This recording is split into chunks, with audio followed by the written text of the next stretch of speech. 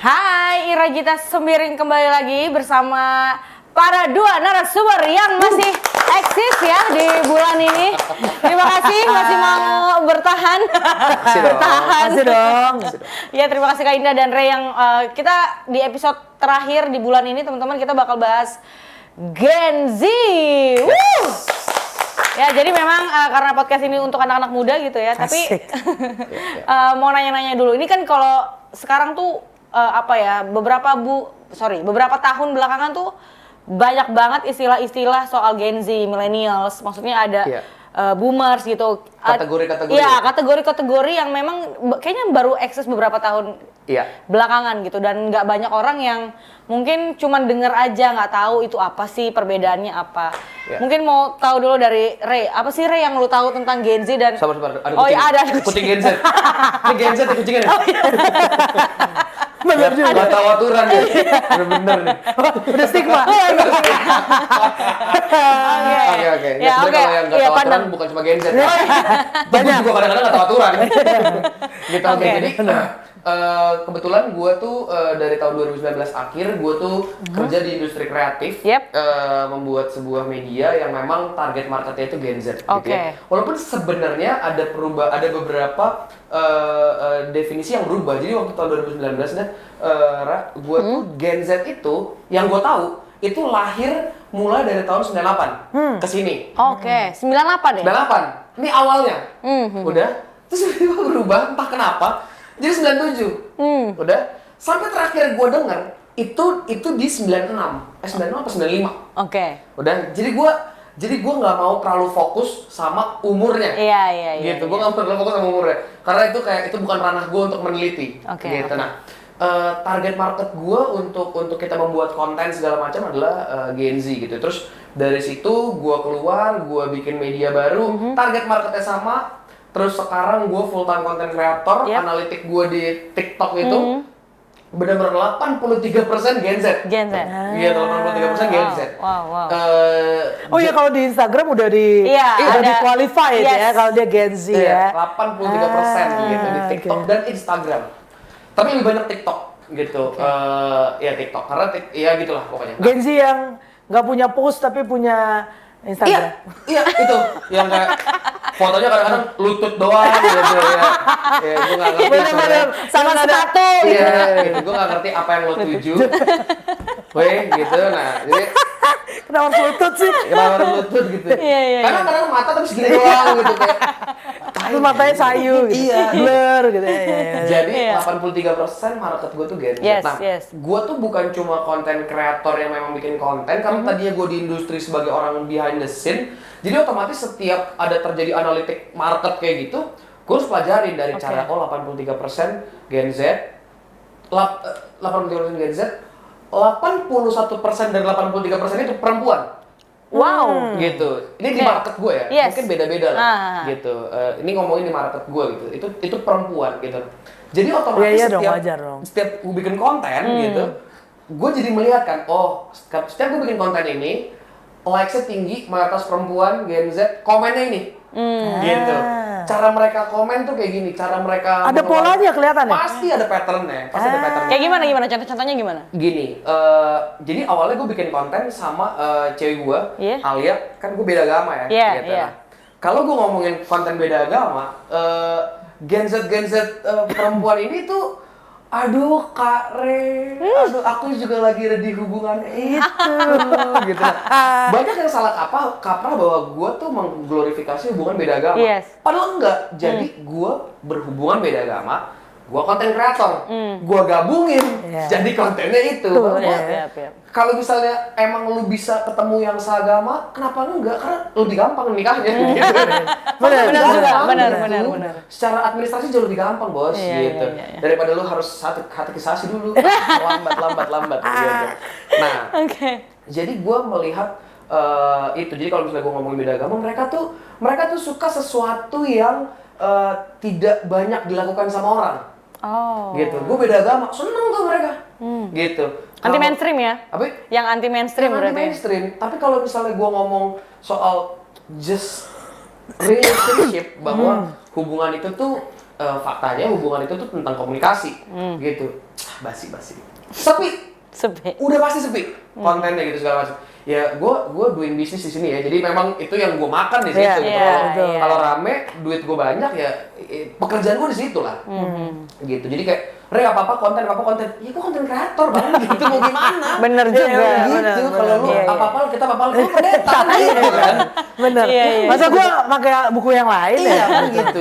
Nah itu maksud gue. Jadi Gen Z itu menurut analisa gue selama hampir 4 tahun ini suka sesuatu yang anti mainstream.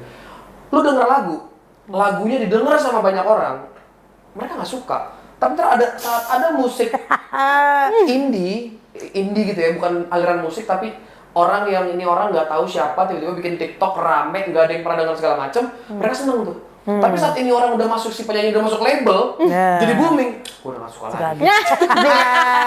Si paling indie. Iya kayak gitu. Dan itu sebuah fenomena menurut gue. Jadi gue nggak bisa bilang itu salah atau benar. Faktanya generasi Z itu kayak gitu. Tapi kan banyak juga pandangan yang kayak mental tempe yang selalu dikit-dikit mental breakdown. Generasi strawberry. Lu sepakat nggak dengan hal itu? Somehow gue sepakat. Oke. Gini. Nggak cuma Gen Z maksud gue. Yang mental strawberry. Kalau ini sih sepakat sih. Gitu, jadi gue harus sebagian sepakat gitu karena generasi orang tua kita juga banyak yang kayak gitu banget. Jadi kenapa harus gue bilang Gen Z tough banget, Gen Z lemah banget, nggak bisa. Sebagian orang di Gen Z memang menggunakan mental health issue untuk jadi tameng, untuk jadi kayak gue nggak bisa nih di depan banyak orang nih. Gue kayak gitu. Broken home. Berarti gue harus LGBT nggak maksud gue banyak generasi Z dengan informasi-informasi yang tadi dan dia tidak mau menggunakan informasi tersebut, bukan dia tidak mau mempelajari informasi tersebut secara dalam, baca covernya doang, self claim dan itu diglorifikasi. Itu banyak yang kayak gitu. Tapi Gen Z ini gila banget. Gen Z ini saat dia udah fokus sama sesuatu, itu jadi tuh barang. Kalau bahasa Medannya gitu. Jadi itu pasti tuh jadi tuh barang gitu. Gue kenal banyak Gen Z yang gila, keren banget. Keren banget. Bang Rey, gue pengen bikin ini. Gue mencoba di level advokat untuk mencoba meyakinkan dia. Nggak bisa, menurut gue gini. Enggak ya bang, lu lihat jadi. Gitu dari sisi konten, dari sisi campaign, kreatif campaign, segala macam kayak wah pecah. Oke, mantap. Nah, sekarang coba kita beralih ke kakak pendeta yang satu ini. Ketika fenomena Gen Z ini kita masukkan ke dalam ruang lingkup gereja gitu, Kak. Apa yang harus dilakukan gereja? Selain mungkin tadi di awal minggu kita udah sempat bahas soal saya lupa juga. Pragmatis dan soal yang kayak gitu-gitu. Nah, gimana nih? Apa yang harus dilakukan oleh gereja dengan fenomena ini? Karena pasti kan fenomena sosial. Nggak cuman ada di ruang lingkup mungkin pertemanan atau di sekolah, kuliah dan lain-lain gitu, tapi ada juga di gereja kita gitu.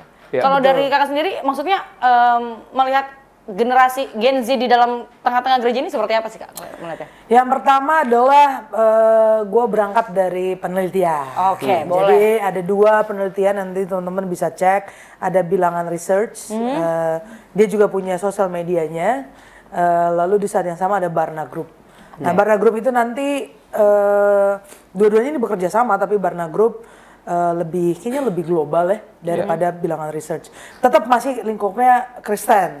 Kalau tadi narasinya Ray kan udah lebih umum ya, karena sangat umum gitu. Kita nggak ada kelompok agama tertentu dan segala macam gitu ya. Jadi dari terkait dengan gereja, terkait dengan Gen Z di gereja itu adalah mereka ini ternyata punya kekecewaan yang besar. Karena tidak memiliki mentor yang baik gitu. Nah, karena isu di generasi Z ini adalah isu kemanusiaan, dia punya kekecewaan terhadap gereja yang tidak pernah berbicara tentang isu kemanusiaan. Contohnya kayak apa kak? Alam misalnya, kemanusiaan ini isu-isu HAM misalnya, isu-isu kekerasan misalnya. Kalau dicek ya nggak tahu, nanti Ray juga bisa lebih berkomentar. Kalau dicek, isu-isu kemanusiaan itu yang naikin Gen Z semua. Kemanusiaan, sustainability, Exactly. alam, Gitu. mencintai Gitu. alam, vegan, Nah, itu Gen Z semua. Feminism. feminism. Nah, walaupun udah lama ini ya, yang membahas ini udah lama. Para baby boomers milenial udah banyak yang meneliti, tapi untuk nge-sounding, membuat itu menjadi opini publik, nah ini gerakan Gen Z ini luar biasa. Gila sih ya. Segila itu, gitu. Nah, terus apa nih, gimana nih gereja? Kan gitu ya, ya nggak sih? Menangkap, buat aku sih ini sumber daya.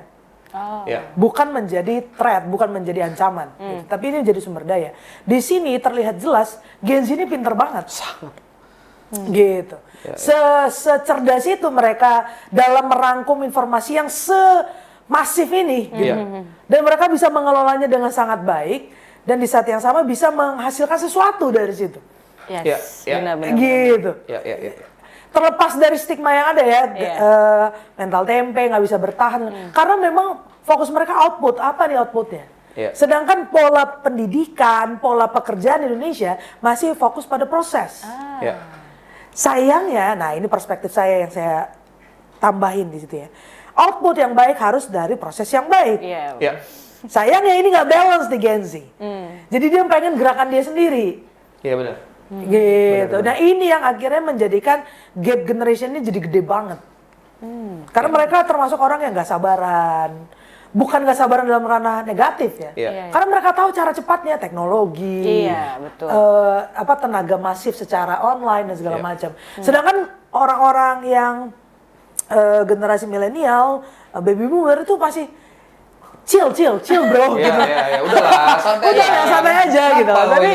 Tapi nggak bisa gitu. Jadi dari dua penelitian itu dan di saat yang sama dengan realita gereja kita GBKP, ya buat aku sih bagaimana sebenarnya kita tanggap merespon generasi Z ini yang sebenarnya kreatif sekali gitu.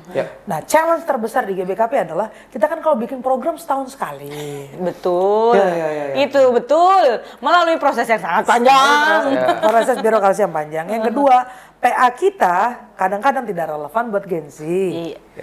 Iya nggak sih? Iya, yang sempat kita bahas di awal ya. Betul. Jadi PA kita itu isu-isunya tidak isu kemanusiaan, tidak isu alam gitu ya. Gimana Gen Z ini mau relate? Relevan. Jadi mereka tuh ngerasa, gue ngapain PA? Gue dapet apa? Gue cuma dapat gosip dan martabak misalnya. Iya benar. Kalau martabak. Kalau cuma aqua.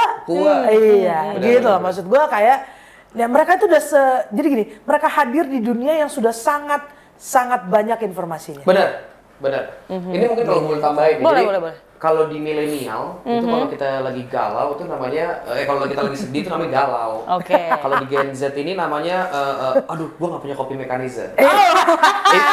Inner child gua terluka. Gitu. Nah, gua nambahin. Jadi informasinya tuh kosakata itu jauh lebih banyak. Love language aja tuh kadang-kadang Love language gitu kayak kalau di gua tuh kayak love language nggak ada. Iya benar-benar. Apa tadi pertanyaan apa tadi? Ini buat aku nggak bilang ini weakness, tapi ini challenge. Akhirnya Gen Z ini mengalami kebingungan yang cukup parah. Karena terlalu masif informasinya. Sehingga kayak healing. Pernah ada fenomena healing tapi hilang. Sampai sekarang gue nggak tahu ya, maksudnya gue nggak terlalu ngikutin. Tapi kata healing itu powerful sebenarnya. Dalam perspektif psikologis, dalam perspektif teologis bahkan memulihkan. Ini kita pernah bahas itu di podcast itu ya. Tapi karena masifnya, dia jadi maknanya itu sangat rendah. Jadi sekedar jalan-jalan tuh udah healing. Kalau bahasa Gen Z-nya tuh jadi overrated. Bener. Padahal itu sangat dalam gitu. Bener gitu. Bener, sangat. Jadi ya PR sih. PR. Iya. Aduh, gue kayak skiber nih sekarang. Atau nggak skiber apa? Skip berat. Itu Gen Z mana itu ya? Gen Z Tanjung Priok gitu ya. Jadi gue baru main challenge kosa-kosa katanya Gen Z gitu. Ada skip berat. Tapi faktanya memang itu yang terjadi nih sama generasi Z. Jadi kalau kalau kita dan mereka nih sangat kritis. Iya sih, benar-benar. Kritis, informasinya banyak gitu. Nah, tapi gue ingin melawan fenomena kritis ini ya. Karena menurut gue kritis itu beda. Jadi gini, gue jadi men-challenge makna kritis jadinya. Oke. Karena buat gue makna kritis itu berangkat dari sebuah pemahaman, bukan dari ketidaktahuan. Oh, jadi Gen Z sekarang berarti karena dia tidak tahu, tapi dia kritis dari ketidaktahuan dia, atau gimana Kak maksudnya? Gue lebih kayak, gue curiga ya, tapi ya lagi-lagi gue punya data, tapi ini cuma pengalaman gitu. Critical hanya untuk menunjukkan, gimana bilang ya, jadi dia kritis, tapi hanya ingin menunjukkan posisi yang berbeda. Iya. Oh iya. Paham gak sih? Gue ngerti. Ya kritis menurut gue adalah mau men-challenge kebenaran tertentu. Benar. Gitu. Karena misalnya gini ya, Yesus itu sepenuhnya manusia dan sepenuhnya Tuhan misalnya. Terus dia kritis, maksudnya sepenuhnya manusia apa sih gitu. Dia cuma pengen ada aja yang berbeda. Dia pengen stand out dengan statementnya gitu, padahal sebenarnya dia nggak perlu gitu. Paham gak sih? Yes. Baru kalau kritis sebenarnya menurut gua adalah bagaimana how you can prove gitu misalnya. Gimana caranya kamu bisa menunjukkan Yesus itu? Nah, itu kritis. Tapi kalau dia hanya ingin menunjukkan ada pemikiran yang berbeda, nah buat gua itu lebih kayak memusingkan ya. Ngapain aja? Udah diam dulu kan? Gua lebih kayak Nggak, kalau di dunia, tadi pertanyaannya soal Yesus itu. Kalau udah pekerjaan tuh kayak, lu diem dulu bang. Bisa nggak? Bentar dulu. Kayak lu duduk, denger, udah ilhami, lu ngerti kok. Gitu. Nggak usah mau stand out banget. Betul. Gitu, jadi lagi dan lagi makna kritisnya tuh jadi nggak deep. Gitu. Tapi kalau misalnya kita ngambil sudut pandang dari soal kritis yang seperti itu ya, kita asumsikan. Pasti kan punya dampak dari, ini kan generasi ya, kita bicara generasi. Luas. Dampaknya akan terus sampai bawah. Kalau sudut pandang dari Ray dan Kak Indah, ini gimana nih ke depannya, apakah kita akan harus diem aja dalam menghadapi si Gen Z yang memang dalam konteksnya yang tadi ya, yang kayak sok tahu, pengennya stand out dan lain-lain gitu. Itu apa yang harus kita lakukan sebagai... Gue nggak tahu secara teknis ya. Oke. Tapi yang gue tahu, sekarang generasi Alpha yang di bawah Gen Z udah bisa skip ads di YouTube. Paham gak lo? Ponakan gua umur setahun udah bisa skip ads di YouTube. Lu kebayang gak dia umur 17 tahun? Kalau kita sekarang sudah melihat Gen Z ini sotoy, ntar di generasi Alpha nih masalah nih. Dia ngomongin keponakan gue juga kayak gitu. Belum ya lu masih skip ads ini dia. Keponakan gue, anak kakak gue ya, nomor 2 itu Sky itu kayaknya belum nyampe 3 tahun ya. Dan itu kan kalau kita pasang Bluetooth di mobil, dia tuh udah bisa setting. Seriously, karena udah sepinter itu. Gila. Karena dia ngeliat nyokapnya kan, atau ngeliat gua gitu. Dia udah tinggal masuk mobil, dia akan agree, lalu dia tekan button Bluetooth itu tuh dia buka, terus dia cari. Dia scroll ke atas, dia cari. Asli. Lu bayangin nanti itu saat dia mau masuk ke PA Permata, yang dibahas di PA Permata itu adalah cuman keimanan. Gitu, paham nggak? Ini sebuah fenomena yang akan menjadi sebuah masalah besar menurut gua nantinya. Kalau tidak ditanggapi dengan benar, kalau tidak direspon dengan benar. Di Gen Z aja udah sering terjadi benturan. Betul. Gitu maksud gua. Di antara mereka ya? Di antara mereka, betul, gitu. Betul. Pun akhirnya di gua pun ke generasi Z, kan banyak orang bilang kerja sama generasi Z itu sangat melelahkan. Gua sepakat. Gitu. Ada momen-momen sangat melelahkan, gitu. Tapi memang ada momen-momen sangat menyenangkan buat gue, sangat menyenangkan karena gue tanpa harus ngelakuin banyak hal, mereka sudah tahu informasi bagus. Let's go, ayo. Udah bisa riset sendiri. Iya, bisa gue tepuk pundaknya dikit, ayo gas, terus mempermudah pekerjaan gue. Iya. Oke, tapi berkaitan tadi balik lagi soal ke gereja. Sejauh mana gereja bisa relevan sama hal-hal yang kayak gini, Kak? Karena maksudku ya saking banyaknya masif informasi. Tadi sebelumnya minggu lalu kita belajar LGBT dan lain-lain, dan gue yakin Gen Z kita semuanya udah biasa dengan hal itu gitu. Konkret ya? Iya, langsung sejauh konkretnya langsung. Pertama kita lakukan penelitian dulu. Kita collect data. Karena Gen Z ini sangat diverse gitu ya. Mereka tuh beragam banget. Lo nggak bisa, buat gue ini generasi yang cukup sangat unik karena mereka bisa berbeda-beda tuh. Di antar generasi mereka beda sama kita. Kalau kita tuh kesamaannya masih banyak lah gitu. untuk rentang usia dan segala macam. Nah, jadi yang pertama adalah lakukan litbang atau penelitian gitu ya di Bapak gereja. gua tuh. Iya, Bapak gue tuh. urusan bokap lo. Tapi khusus ke mereka, misalnya kayak kita Google Form gitu. Pengen topik menarik mah, langsung adakan itu. Iya. Jadi Entah kita tampung seminar, langsung. betul. Entah seminar, entah PA dan segala macam. Langsung, nggak usah belibet. Iya. Apa yang mereka mau tanyain Apa yang mereka? langsung. Betul. Oh, gitu. Dan di saat yang sama kalau di GBKP kan PA masih pakai buku PA ya. Iya. Ya kan. Nah, itu buat gua kelemahan. Tantangan lah, kelemahan, tantangan oke lah. Oke. Artinya kalau kita mau merespon Gen Z, tanya mereka temanya mau apa. Oh. Iya. Apa yang pengen menjadi concernnya mereka untuk Betul. dibahas gitu ya? Iya. Gitu. Kalau perlu nih yang ketiga paling konkret, PA khusus mereka. Khusus Gen Z. Exactly. Sepakat banget gue. Sepakat banget. Bahkan sebelum PA khusus Gen Z dilakukan poin pertamanya. Iya. Ditanya dulu topiknya mau Betul. apa, temanya mau apa yang mau dibahas. Gitu. Karena Gen Z duduk sama kita nih, Iya. ya, terus di saat yang sama nanti ada yang lebih tua, susah banget nyambungnya. Iya. Susah banget. Iya. Iya. Gitu. Gue sebagai orang yang sering bawa PA gitu ya, ada yang baru lulus SMA kan Iya. baru selesai ngawan gitu ya. Betul, betul. Terus ada yang udah gua misalnya 30-an gitu. Iya. Terus ada yang 29. Itu kelihatan karena gua pembawaan gua kayak dosen, bahasa gua agak tinggi misalnya, Iya. udah pasti main HP deh. Iya. Iya. Udah pasti main HP. Dan gua nggak bisa nyalain dia. Iya. Gitu. Iya. Tapi di saat yang sama kalau gua turunin bahasanya, Yang tua-tua ya, ini. yang tua-tuanya dia main HP. Iya. Memang jadi emang harus diklasifikasiin banget Betul, ya. mau nggak mau gitu. Iya. Kalaupun kita mau bikin barengan, metodenya jangan PA, ibadah aja, games, Oh. Atau nggak forum diskusi sekalian ya? forum diskusi Iya, sekalian iya, antar generasi. Karena treatmentnya beda ya. Beda, sangat beda gitu. Ini. Kalau dari sisi konten itu sangat beda gitu. Kalau kita ngomongin 10 tahun lalu, YouTube itu menjadi satu-satunya media Media. sosial untuk mendapat segala jenis informasi. Yap. Jadi nomor satu tuh YouTube sama Twitter tuh head to head lah. Oke. Gitu ya. Nah, makin kesini YouTube itu kan minimal 10 menit, 15 menit segala macam. Makin kesini Gen Z suka siapa yang meninggal? Makin kesini Gen Z itu suka sesuatu yang short video. Short video. Semakin cepat gue mendapatkan informasi, gue akan merasa gue akan semakin pintar, semakin taktis, semakin keren. semakin keren, gitu.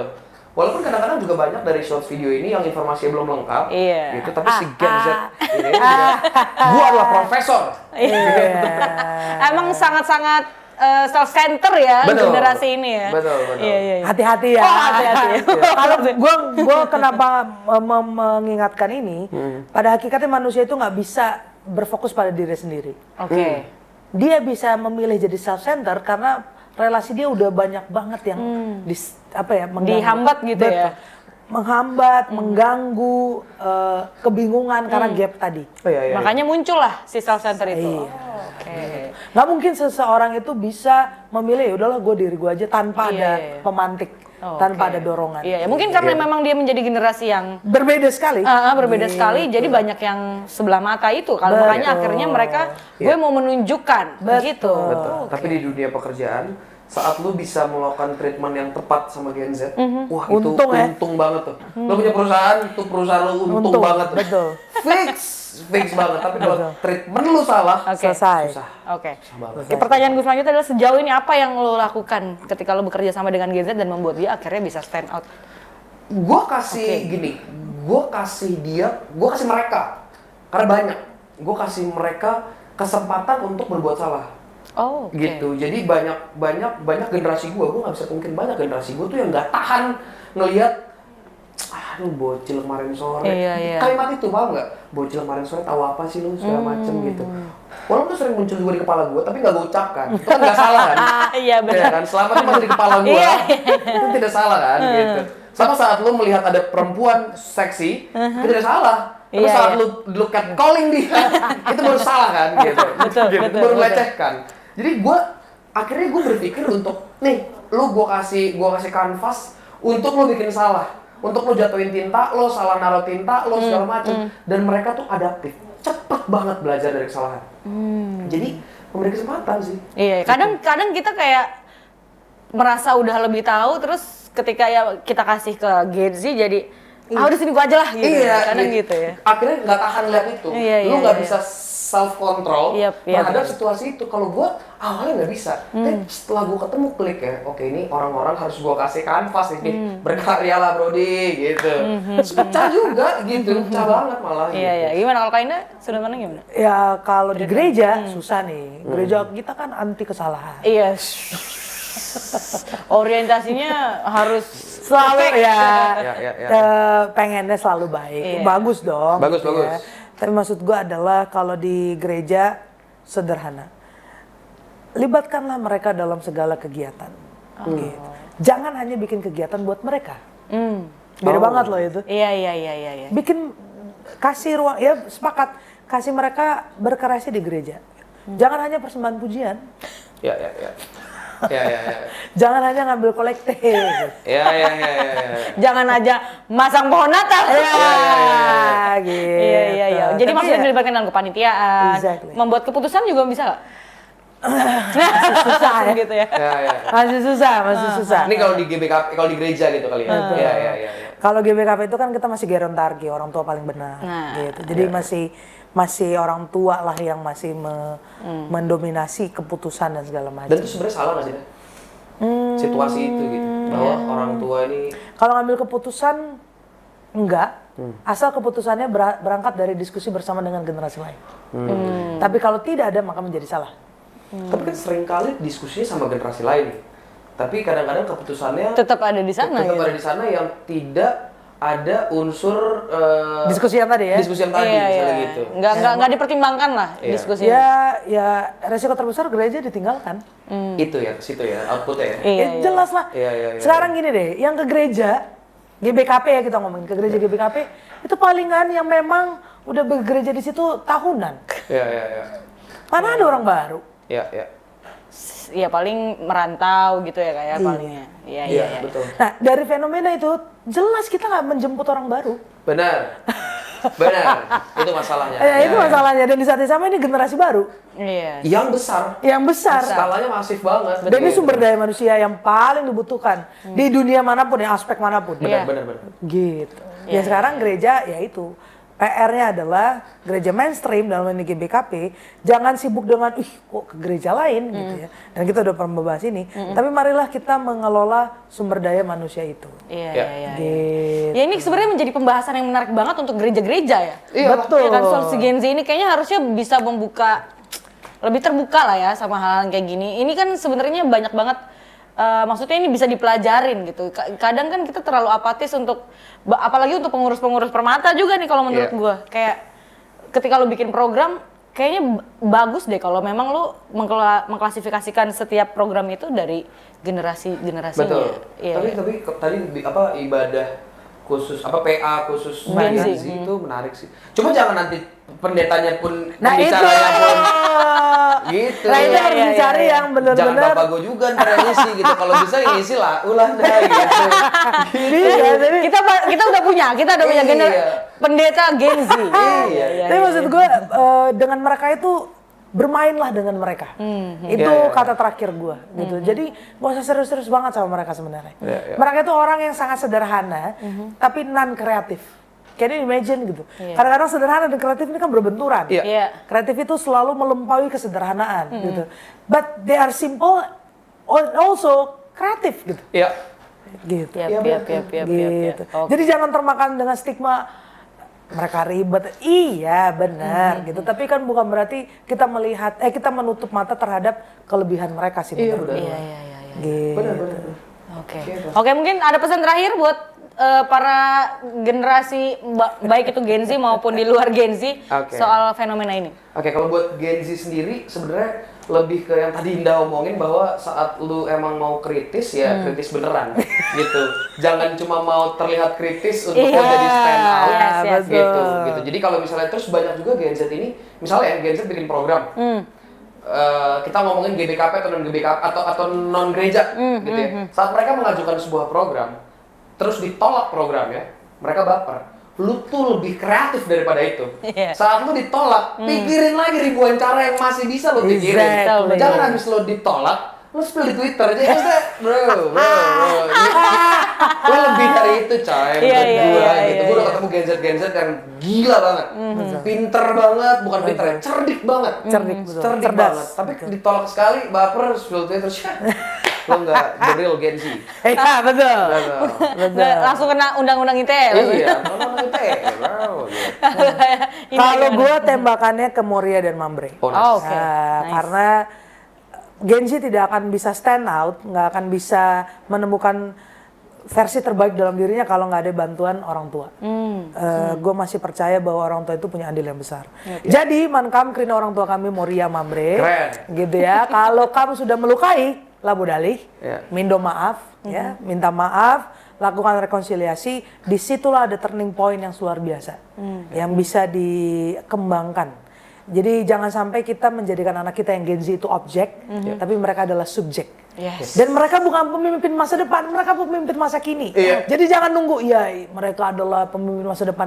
Enggak, masa kini. Iya. Semua korporasi, semua kenegaraan ini, market, sosial media dan segala macam sudah didominasi oleh Gen Z. Iya. Jadi jangan tutup mata, maka kalau ada anak kita yang Gen Z, rangkul dia, jadikan subjek, bahkan tanya sama dia, apa yang baik untuk keluarga kalian. Wow. Ini bisa menjadi menarik Keren. Yes, untuk yes, yes. diskusi. Wow, Jadi itu. keren. Woo! Ya jadi nanti setiap orang tua yang datang jadi nggak tolong pendeta anakku udah jauh dari Tuhan. Iya. Tolong Tuhan. Nggak bener nih. Nggak jauh. apa-apa, nggak apa-apa. Iya, Nggak jauh apa-apa dari kalau Tuhan. Tapi kita tahu beneran jauh dari Tuhan. Ya, waktu. nggak kalau emang butuh pertolongan. ya Iya, betul, iya, betul, it's betul. okay, it's okay. Oke, terima kasih banyak. Terima kasih. Dan Kak Indah. Ini kayak bulan yang paling powerful banget karena isinya sangat-sangat daging ya kalau kata Iya, betul, kalau kata betul. Gen Z Lebih ya. ke daging tumbuh ya, jadi bener-bener sakit ya. Ya jadi semoga video-video kita ini sangat memberkati buat teman-teman Gen Z ataupun generasi seluruh yang ada di dunia ini gitu ya. Jadi Iya. terima kasih untuk teman-teman dan jangan lupa saksikan terus podcast hanya di channel YouTube GBKP Tanjung Priok. Sampai ketemu lagi. Bye. Keren, keren.